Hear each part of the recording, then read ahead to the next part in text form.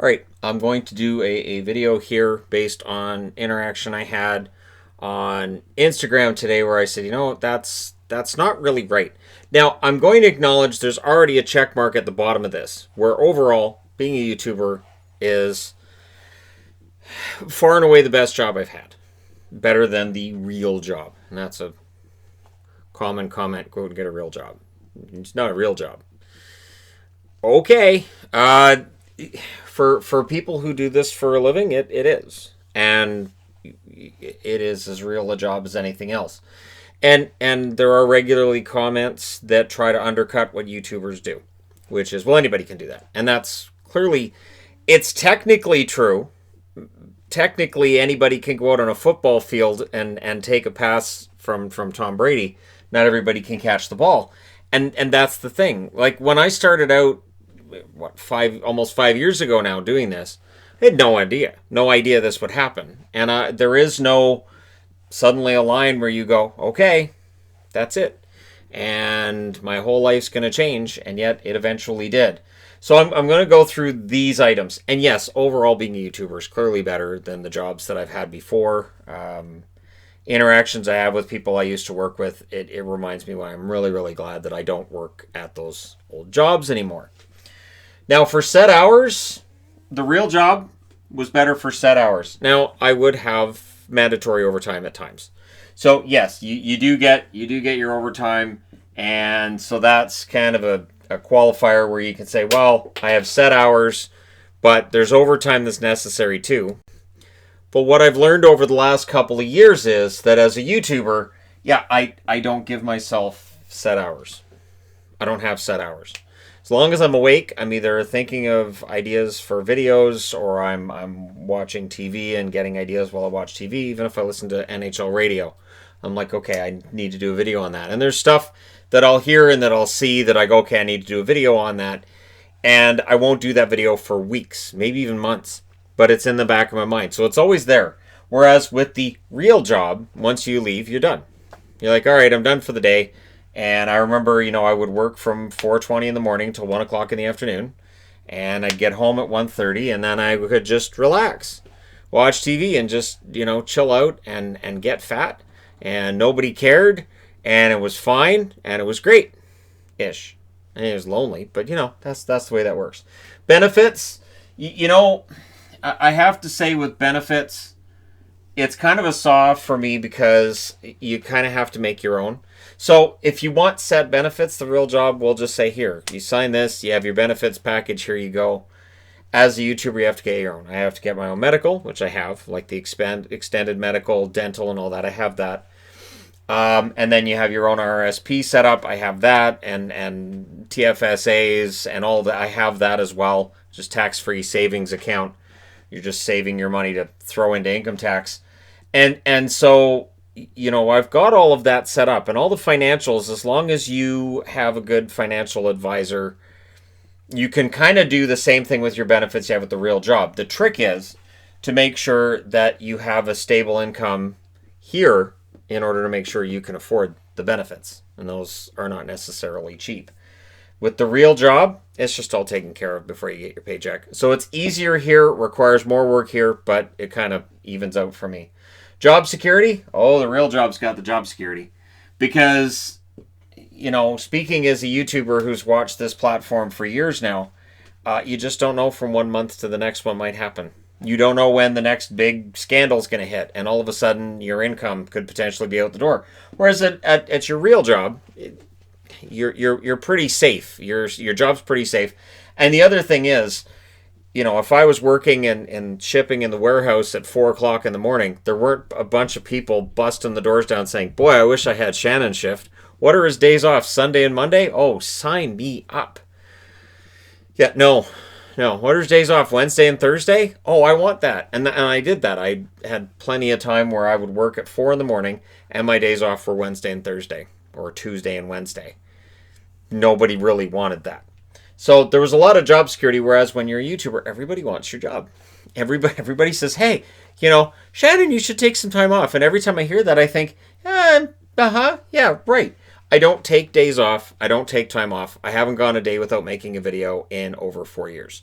The entire time that Yvonne and I have been together, and we started dating in September of 2016, I've done at least a video every single day, including our wedding day, honeymoon, and everything in between. And if we're on vacation, everything comes with me, and I do videos that day. I have to do videos at the start of the day. When I started dating her, I would do videos after my real job before we had a date. And that was an arrangement where I was like, all right, so, if you want to hang out, that's great, but I'm doing videos first. And so she would sit there quietly while I was making videos.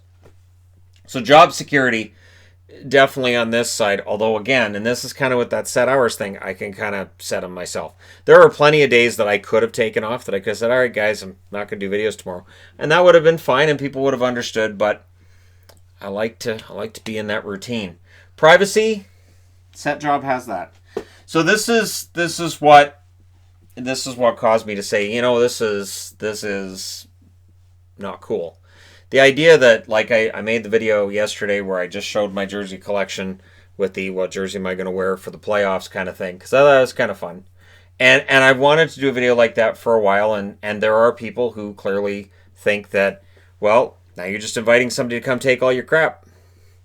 Okay, I don't leave the house, for one, and for two, we don't show the outside of our house. We don't show any license plates. We don't show the numbers of the houses across the street. We don't talk about where exactly we live. We don't get into that. My neighbors, as far as I know, none of them have any idea what I do. And yet, that's a thing. And there are plenty of YouTubers that have had just people show up at their door. And because of the fact that I've done videos every day, there are people who, in watching my videos, will say, hey, Shannon's a friend of mine, even though I haven't met them, which is fine. And I would say 99.9% of interactions I've had with people have been perfectly fine in person. And it's been great, and it's been nice meeting people, whether it was at Disneyland or Vegas or Seattle or wherever. It's been great.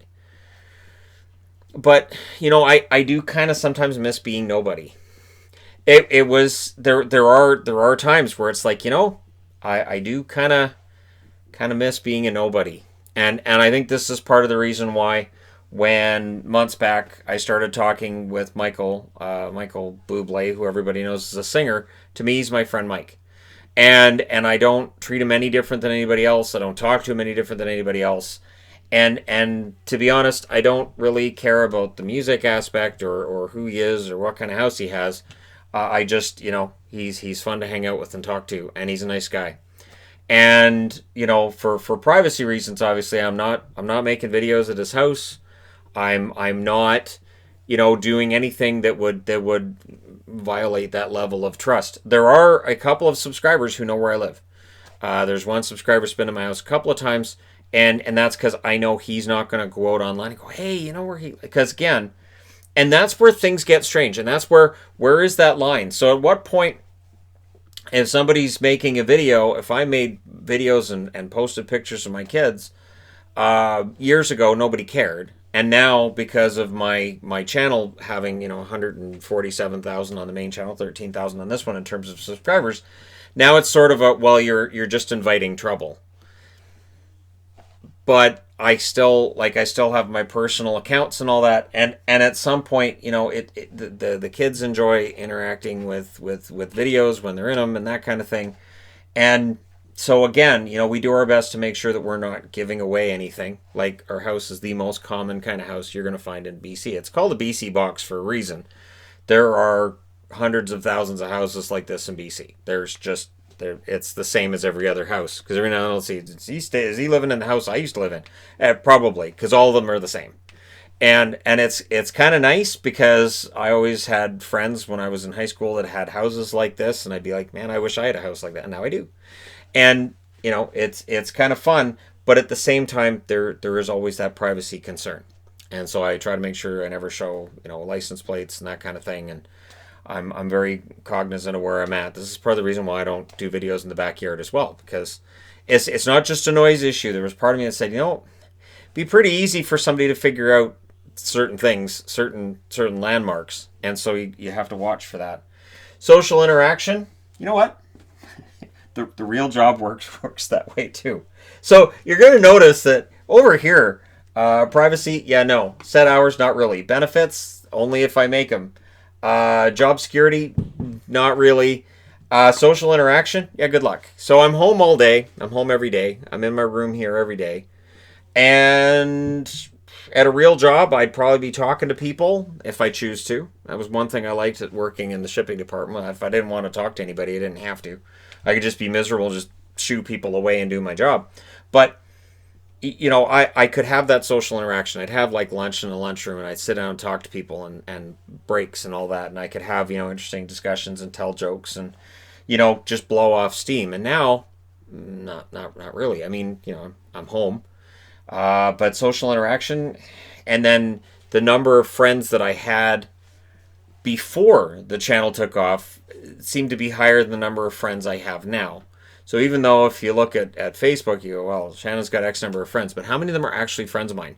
So I would talk like people that I knew before I was THG, people I knew years back, people I knew, and honestly, I've lost touch with a lot of people, and this is one of the prices that you kind of pay when you go into, and I don't know that this happens with other people when they're self-employed or when they make a big change, but that's the way it's worked for me.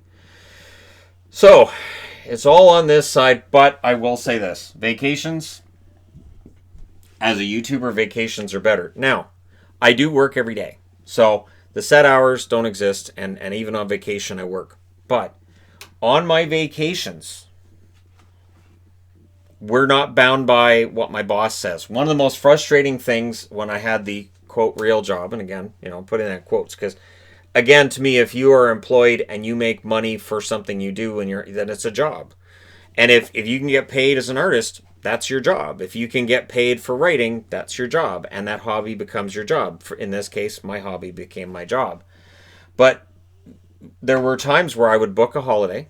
I'd have vacation time booked at work. And then, the boss goes, yeah, we can't give you that. I already booked it. Sorry, we can't give you that. Something's changed and we have to take it away from you. Now, this year I had to cancel 2 vacations to Vegas. And it's a great sadness for me. But the reality is that that's a pandemic that shut it down. It is not something a boss told me to do. Something that was changed because I decided it was something out of my control. It is nice. While I don't have the set hours, I also have my own, okay, I can take a vacation. YouTubers are known for taking vacations from the last week of December until about mid-January, because that's when ad rates drop to the lowest.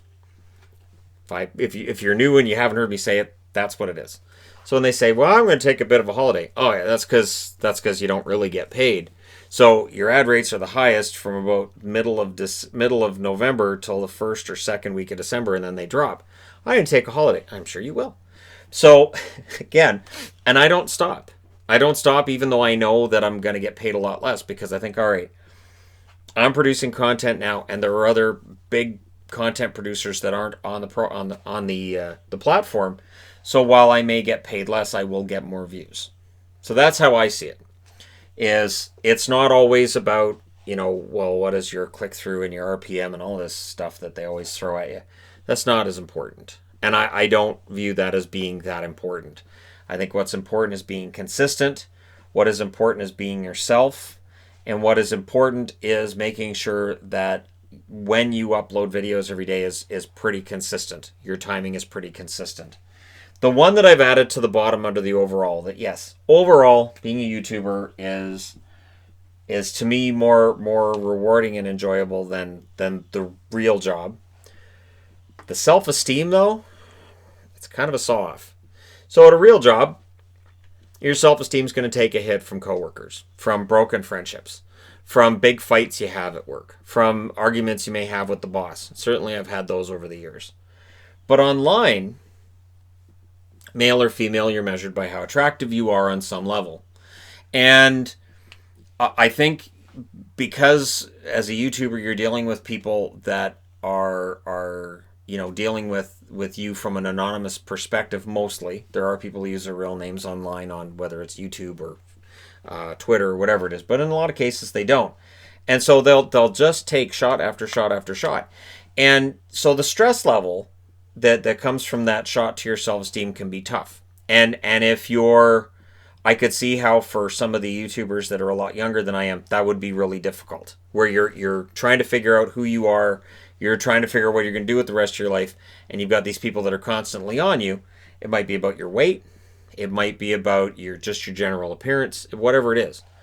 I talked about the Jim Jeffries thing earlier. I know there's a lot of people who want to get mad about Jim Jeffries, which is fine. But the one thing that I laughed at because I identified with it was he said that he had lost 7 pounds in a week because he had stopped eating. And he came from a family of overweight fat people. And one of the things that kept him from ending up like that is the internet, because the internet will not let it go if he gains 10 pounds or gains 20 pounds. And yes, that's true. That's absolutely true. Where I could have a video where I give my opinion on something and I do my best to do research on that and make sure that it's as crystal clear as possible. And one of the first comments will be, "Boy, you're getting fat." Okay, yeah, that's not pertinent to what's going on here. That's not really part of it. And then, I'm watching TSN or Sportsnet, I'm watching other commentators, and I'm thinking, they look bigger than I do. He's definitely bigger than I am, but okay. And again, it's a different environment, right? So, yeah, I don't think the YouTube is necessarily great for self-esteem. Reading up on some of the bigger YouTubers and some of the issues that go on, I think part of it is, again, I think a lot of it's age. I think when you see YouTubers posting pictures where they're posing with like a sports car, you're just asking for negative, nasty comments. You're just asking for people to get mad at you. You've now put a target on yourself. And I think when they do this kind of stuff, and whether they're doing it on Instagram, they're doing it on Twitter or on YouTube, and if they're doing it for I don't know, clout or whatever they're doing it for, it just backfires a lot of the time. And then they'll come across as tone deaf in an apology. We drive a minivan. We drive a minivan, and the only reason there's two reasons I have a new minivan. One, because it is a tax write-off if we do things business related with it. It's a tax write-off we haven't had for the last 3 years, and so yeah, all right. If I get a brand new vehicle, then part of the cost of the monthly payments goes to that, and gets written off.